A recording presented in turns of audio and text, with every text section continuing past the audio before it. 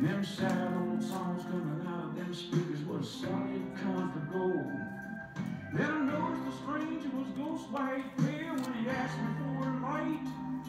And I knew there was something strange. Well, good evening, everybody. We are back tonight to continue on some timber framing. I hope you enjoyed the filler videos in between. Apologize, I did not get the live feed Friday night at 9 like normal because my wife went on a road trip with her mother and sister-in-law, and they ended up not getting home till like 2 in the morning.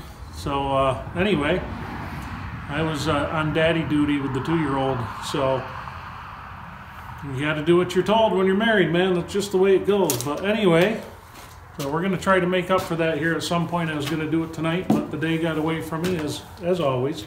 So anyway, it is nice and warm. There's no wind right now. It's like in the mid 40s. Nice. Finally, we got a week of this stuff coming up. 50s, 60s. Oh, beautiful. And sunshine. So I'm really hoping maybe we can start making up for some lost time, because I planned on framing on the roof right now, but the weather just spanked us. So anyway, as you can see, when we opened up, we got the new beaten stick, the new mallet, and nothing real fancy about it, nothing special, just a piece of sugar maple with a ash dowel through it. So anyway, we have mortises to cut, we have housings to cut, and this thing will be pretty well ready. I'm out of square on the other end. I will show you that, and I will show you why that's important. It needs to be fixed if you want your joints to fit right. Of course, it's pretty well common sense, so you folks probably already know that. So anyway, hope you enjoy it. Stay tuned. We're going to get to work, and I'll catch you on the other side of it.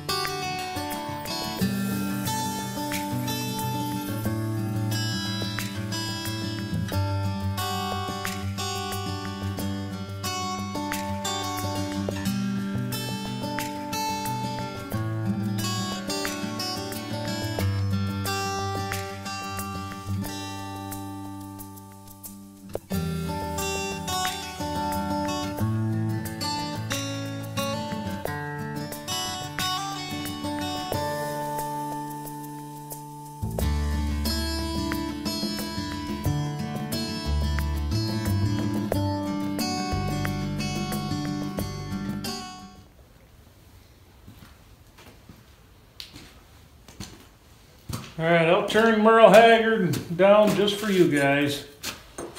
All right, so I mentioned at the beginning that we had a little issue here with this one being, this end being out of square.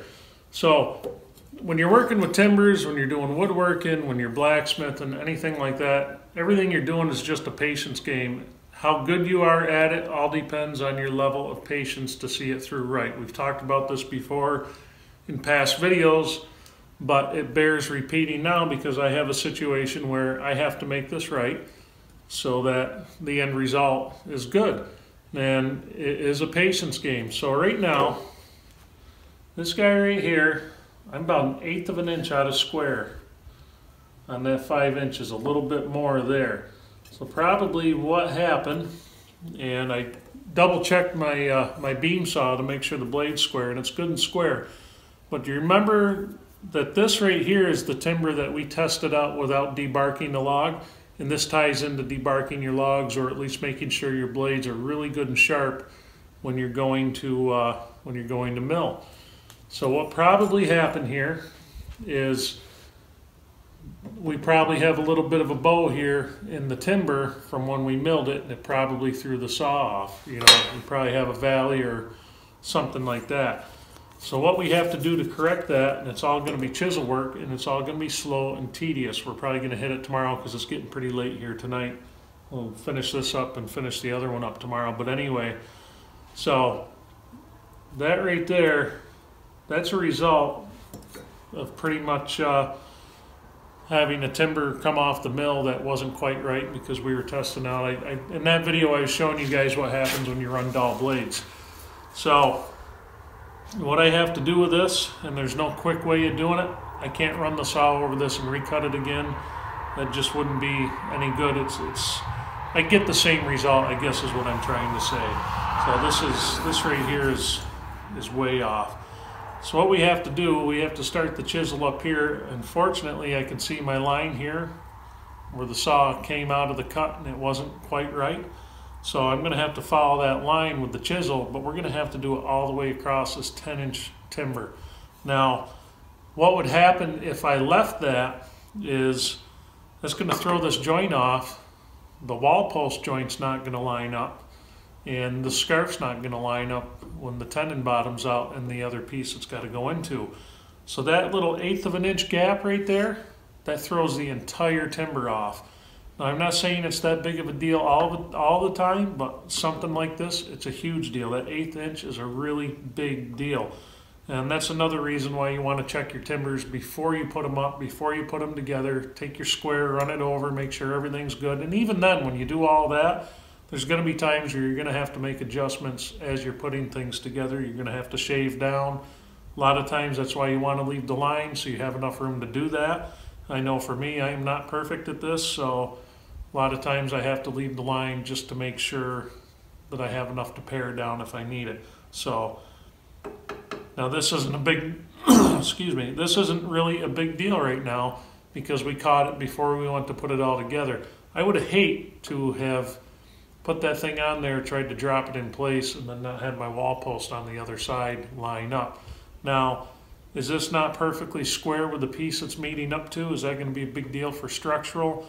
Not really, because that's not how this joint works. These big lightning scarves up here, yeah, that's more of a big deal because the strength in those joints rely on that thing being a really snug fit and not being able to do this. This is a little bit different because you're just butting this piece up to the next one. But in order for it to fit right so that the following timber lines up with it, this has to be good and square. This has to sit in that other piece the way it's designed. So I kind of thought this was important to show. I like to show my mistakes because we all make them and we're all human, so we're definitely not machines, so it's kind of important to show them. Kind of a short one tonight. It's been kind of a wild week. I have not gotten the uploads out like normal this week. After a few weeks of every night doing this till the wee hours of the morning and then heading to work in the wee hours of the morning, it wears you down after a while. So every once in a while I kind of crash a little bit and I need to kind of step back. Last night I spent some time with the kids and all that good stuff, but we're back at it. Tomorrow's supposed to be another gorgeous day. A lot of sunshine, warm weather, fortunately. So hopefully everything goes a little bit quicker when it's warm out. You're moving a little faster. The tools seem to be working better. The timber's a little easier to cut. It's kind of nice. So as long as we can keep the rain at bay for a little while, we'll be good to go. So anyway, thank you for watching, everybody. Hopefully tomorrow's video will be a good one, and I'll see you on the other side.